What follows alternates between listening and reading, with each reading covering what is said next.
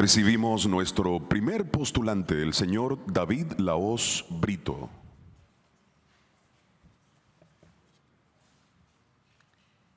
Muy buenos días al señor David Lahoz Brito. Hemos establecido un protocolo en el que se le conceden 5 minutos de presentación libre para que usted presente al Consejo sus credenciales académicas, su hoja de vida, así como cualquier otro elemento que usted considere pertinente para la evaluación que realizaremos. Concluida esta parte, los miembros del Consejo le haremos preguntas en un espacio de tiempo que no superarán los 15 minutos. Tiene usted la palabra y le deseamos la mejor de las suertes. Adelante. Buenos días, señora presidenta del Consejo y los demás consejeros que constituyen el Consejo Nacional de la Magistratura. Le saluda el postulante y ciudadano David Lahoz Brito, nacido en una sesión del municipio de Luperón, provincia de Puerto Plata, República Dominicana. Estoy aquí porque cumplo con los requerimientos del artículo 13 y del artículo 14 de la Ley 137-11, que habla de los requisitos para estar aquí. Tengo una licenciatura en Ciencias Políticas, con mención en Estudios Internacionales Aplicados al Turismo, maestro, profesor investigador de la Universidad del País Vasco, doctorado en Derecho, doctorando en Estado Democrático y Desarrollo con tesis sobre urbanismo, maestría en Derecho Mercantil y Societario y con una hoja de vida amplia de más de 30 años en el Magisterio Nacional, en prácticamente todas las universidades del país, y en el desempeño profesional hemos estado en diferentes actividades públicas y privadas. En el sector público nos iniciamos en la consultoría jurídica del Poder del Ministerio de Turismo, donde debimos trabajar con temas referentes al impacto del desarrollo turístico dominicano, lo que está recogido en un libro nuestro sobre eso, donde se abordan también temas del impacto del turismo sobre el medio ambiente, tema de mucho interés, pero de manera muy natural, dada la característica del turismo, también debimos investigar lo referente al turista. En momentos en que en la República Dominicana no había una comprensión correcta de los derechos del turismo, del turista en tanto y cuanto consumidor vulnerable por encontrarse fuera de su espacio habitual de vivienda y de desarrollo de su persona. Esto hizo que debiésemos trabajar para que la legislación dominicana tomase en cuenta los derechos del consumidor. El primer impacto fue la Ley 153 sobre telecomunicaciones, donde cuando se discutió en el año 98, pudimos asesorar y conseguir que hubiese un artículo dedicado a los consumidores en esa ley. Luego ocurrió lo mismo con la Ley 125-01, mejor conocida como Ley de Electricidad, la cual también tiene un componente que tiene que ver con los derechos del consumidor. Luego la Ley 183-02, mejor conocida como Código Monetario y Financiero, también tiene una impronta en donde los derechos del consumidor están en primer orden. Seguimos para tener una ley sectorial marco para los consumidores, y esto ocurrió en el año 2005, cuando se obtuvo la Ley 358-05 sobre derechos del consumidor. A partir de ahí debimos luchar desde el movimiento consumerista para que el Proconsumidor fuese una institución activa, funcional desde el Estado Dominicano, lo cual se consiguió, y a partir de ahí entonces vino una lucha porque la parte del sector de derecho de crédito entendía que era una ley contraria a la Constitución. Entonces vino la necesidad de luchar porque el derecho del consumidor se incorporase a la Constitución de la República. Tuvimos algún éxito en eso porque uno de los artículos troncales de los derechos fundamentales que contempla la Constitución de 2010 es el referente a los derechos del consumidor. Luego, entonces se acusaba a la ley 358 de ser una ley preconstitucional y que por vía de consecuencia entonces no tenía aplicación con el nuevo marco constitucional. Esto nos obligó a trabajar en la ley 166-12, que es la ley de calidad, pero también es la ley que otorga a Proconsumidor la condición de institución sancionadora y vigilante del mercado nacional. Y así hemos ido trabajando ampliamente en temas que tienen que ver con consumo, con medio ambiente. Fuimos procurador general de medio ambiente, fuimos procurador adjunto de la República en materia Muchísimas constitucional. gracias. Ya pasaron los 5 minutos. Bien. Y vamos entonces a pasar a la sesión de preguntas. ¿Alguna pregunta?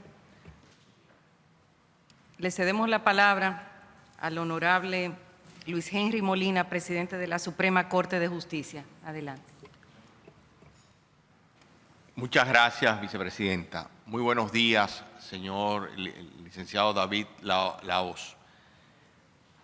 A su entender, ¿cuál ha sido el aporte del Tribunal Constitucional en referente a los derechos del consumidor en la República Dominicana?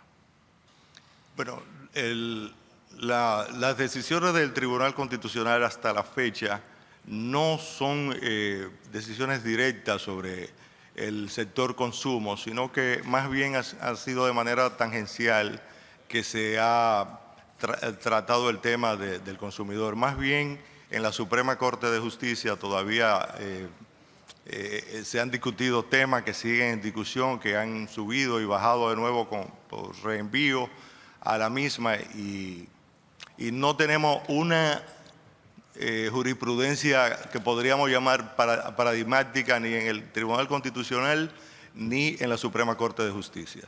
Y para usted, en caso de ser electo en el Tribunal Constitucional, designado en el Tribunal Constitucional, ¿cuál sería su aporte en ese sentido? ¿Qué sería paradigmático para usted en términos de derechos del consumidor? Pienso que tanto en la Suprema Corte de Justicia como en el Tribunal Constitucional hay una sobrevaloración del derecho de crédito y que la misma no es pesada ni es balanceada debidamente con el derecho del consumidor, que es un derecho troncal y que sí puede afianzar los derechos en la República Dominicana referente al consumidor. Tenemos un déficit importante en cuanto a los tribunales administrativos, que todavía no se ha dado ejecución al artículo 164 y 165 de la misma, en el sentido de que deben existir tribunales administrativos de primera instancia que son, junto con los juzgados de paz, el juez natural de los consumidores, por ser los más directos que tienen que ver con el tema. En algún momento, y estando presidiendo la Suprema Corte de Justicia, el magistrado Subero Isa, le hicimos saber, porque había toda una corriente que era partidaria de eliminar el juzgado de paz, que eran estos necesarios por ser el juez natural del consumidor y que bajo el Estado Social y Democrático de Derecho, el consumidor tenía en cierto modo gran similitud con el concepto de ciudadano, lo cual fue acatado. Siguen operando estos tribunales, pero sin embargo la impronta del apoderamiento y juzgamiento hasta conseguir jurisprudencia paradigmática hasta el momento no ha sido posible. Muchísimas gracias, licenciado Lahoz. Muchas gracias. Cedemos la palabra al senador Bautista Rojas. Muchas gracias, honorable vicepresidente. Buen día, licenciado Lahoz. Buenos días. He visto en su hoja de vida su vínculo con sectores importantes como el turismo, el medio ambiente. Recientemente, en este fin de semana, concluyó la 28ª Cumbre de Cambio Climático. Se celebró en Asia, Qatar, me parece. Se tomaron decisiones trascendentes y vinculantes porque nosotros estamos suscritos a la cumbre. somos parte del acuerdo. Pero de todos modos, como usted también tiene vínculos profesionales con el tema turismo, a mí me gustaría saber, a su juicio, de alguna jurisprudencia sentada por el Tribunal Constitucional en materia de medio ambiente en República Dominicana. Bien, la sentencia paradigmática en materia ambiental que hasta ahora tiene el Tribunal Constitucional es la 167-13 y está referida a la conservación de Loma Miranda. No trata de temas que tienen que ver con playa, con temas de río y extracción de agregado, que sigue siendo un problema muy grave en República Dominicana, porque en el momento en que estamos aquí, los ríos dominicanos siguen siendo depredados. Y esto tiene que ver mucho con la permisología que se da en medio ambiente, no porque la permisología en sí sea negativa, sino porque no hay un protocolo de seguimiento sobre lo que dicen esos permisos.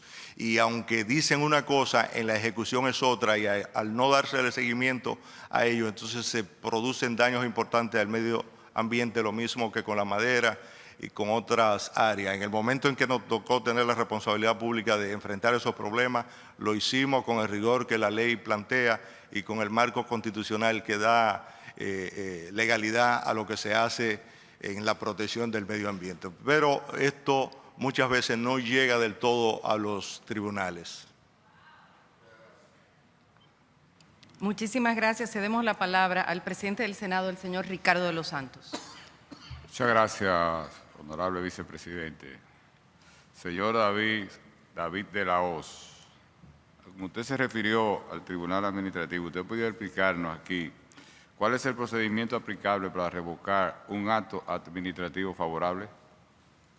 Fíjese, el artículo 7 de la Constitución de la República dice que somos un Estado social y democrático de derecho. Yo me inscribo dentro de lo que opinan que eso implica el que ya el derecho civil no es el derecho común de un Estado social y democrático de derecho, sino que el derecho común lo es el derecho administrativo. Eso implica que esta jurisdicción tiene que operar de manera práctica, pero en el caso de República Dominicana se da un problema parecido al que se dio en Francia, y es que las leyes nuevas, las leyes de la Revolución, eran aplicada a cuentagota por el Poder Judicial, y esto dio lugar a que los revolucionarios debieran crear su propia jurisdicción, y así nació la jurisdicción administrativa. Aunque parezca paradójico, todavía en República Dominicana eso no se entiende. Los tribunales de primera instancia no operan, y los tribunales administrativos que deben operar en sede administrativa tampoco tienen conciencia de cuál es su rol, y entonces el Estado social no avanza, porque esa es la jurisdicción clave para que tengamos real y efectivamente un tribunal, un Estado social y democrático de derecho operativo, funcional. Aquí todavía eso está como ilusorio. Si de nosotros llegar a ocupar una de las plazas del Tribunal Constitucional, trabajaríamos en ello, porque el Tribunal Constitucional es un legislador negativo que tiene un marco legal que le permite hacer andar un poco al Poder Judicial cuando no actúa conforme a los objetivos programáticos de la Constitución, que están ahí para ser cumplidos, para ser ejecutados, y que muchas veces el Poder Judicial, como atiende temas de mera legalidad en el marco del artículo 139 y del 149 de la Constitución, los obvia. Nosotros quisiésemos darle un impulso al contenido de derecho social que tiene nuestra Constitución. Muchas gracias. Muchas gracias. Cedemos la palabra al diputado Víctor Fadul. Muy buenos días. Muchas gracias, honorable vicepresidenta. Muy buenos días, licenciado David Laos. ¿Cuáles son las potestades administrativas que, según la jurisprudencia del Tribunal Constitucional, requieren de una habilitación legal expresa? Repítame la pregunta, por favor. Las potestades administrativas que, según la jurisprudencia del Constitucional, requieren de una habilitación legal expresa. El Tribunal Constitucional no está para conocer tema de legalidad, porque ese es el ámbito competencial de la Suprema Corte de Justicia. El Tribunal Constitucional está para conocer de la constitucionalidad o no de las leyes. Está para conocer preventivamente los tratados internacionales y para conocer de temas que se entienda que son de rigor conocerlo en la materia constitucional. Aquí se ha confundido mucho y se piensa como que el Tribunal Constitucional es una tercera jurisdicción. No existe en el derecho positivo dominicano una tercera jurisdicción. El Tribunal Constitucional es más bien un censor que desde el punto de vista politológico trata de encontrar fallas en los tres poderes públicos y en función de esas fallas que encuentra trata de optimizarla, de corregirla por medio de la ponderación, pero no tiene facultades dentro del marco de la ley. Es decir, que el Tribunal Constitucional no ha dictado ninguna sentencia en ese sentido sobre la potestad administrativa. No es de su competencia. Muchas gracias.